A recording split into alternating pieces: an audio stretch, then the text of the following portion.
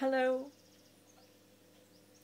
As a dear friend reminded me the other day of a saying of Muhammad, which is that when you take one step towards God, God takes 7 steps towards you. I mean, isn't that just wonderful? So our being, which is after all God, wants to see more of itself. So there's a lot of things said when we talk about non-duality, and all of them are great pointers. Really, there's nobody that says it better than this person or worse than that person, and it is confusing often because it is so simple, and the mind always looks for the most difficult route. So really, when we start noticing that which we are, that which we are, notices us noticing it and helps us. So how do we see that which we are? It can only be ascertained in the present moment, because it doesn't exist anywhere else. Mind is always going backwards and forwards, like window wipers, going forward, looking back, forward, back, forward, back, forward, back. It doesn't have the ability to remain still. That which is stillness is not mind. Although that which is stillness contains mind, but mind cannot contain stillness. It knows nothing of it.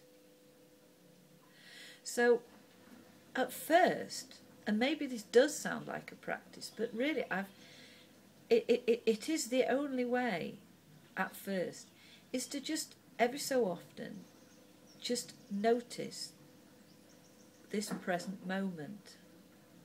Just stopping and noticing this present moment. Because that, as soon as you're present, that is presence. You see, there's no difference between present, the present moment, and presence. Presence and present is all the same.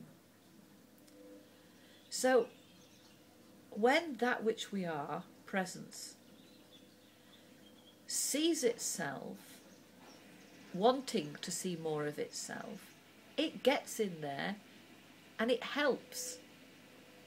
It's as if as soon as you start to draw the curtains open a little bit, blazing light comes through.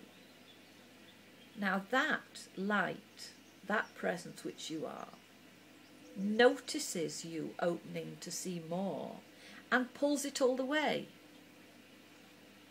So presence sticks to you. This is the good news. It's not that you are doing it. God forbid I should be saying do a practice or don't do a practice or this is a practice. When I'm talking about being present, I'm not talking even about forcing yourself to be mindful, like picking up a glass and noticing the feeling of it and how much weight it has in it and everything and how cool it is on the top to the bottom or whatever. That's great if that arises naturally, that there is just a oneness between you and the glass which you are lifting. But to force it all the time is more head stuff, it's more mind stuff. However, at first it may seem, in order to notice just what's going on now, it does seem like it's something you are practicing, but don't get hung up on words or terms or even methods. But what I'm saying is if you do start being present more often, just noticing when there's so much thought that you drop it like a hot potato, like a man with his head on fire goes to find a bucket of water. As soon as you notice yourself thinking, just drop it and you become the witnessing presence. Now, it could be said, well, who's noticing? Who's dropping thought? But here's the missing link. Nobody's doing it. Nobody's noticing being present. Yet something gets done. Nobody's doing it, but something gets done. And that is it's the most marvellous thing. So sometimes we hear a non-dual teacher say, become intimate with this. That's great. But being intimate with this, it can only be intimate with itself. There is no you to become intimate. So that which is being present is being coming through.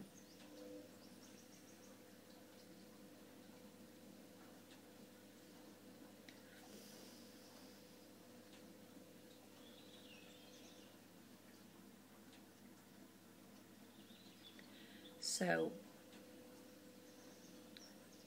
whenever thoughts are going absolutely crazy, just the minute that you notice that the thoughts are going crazy, you are present. So you don't need to think, oh gosh, here I am back in the mind again. The moment you notice that, presence is there.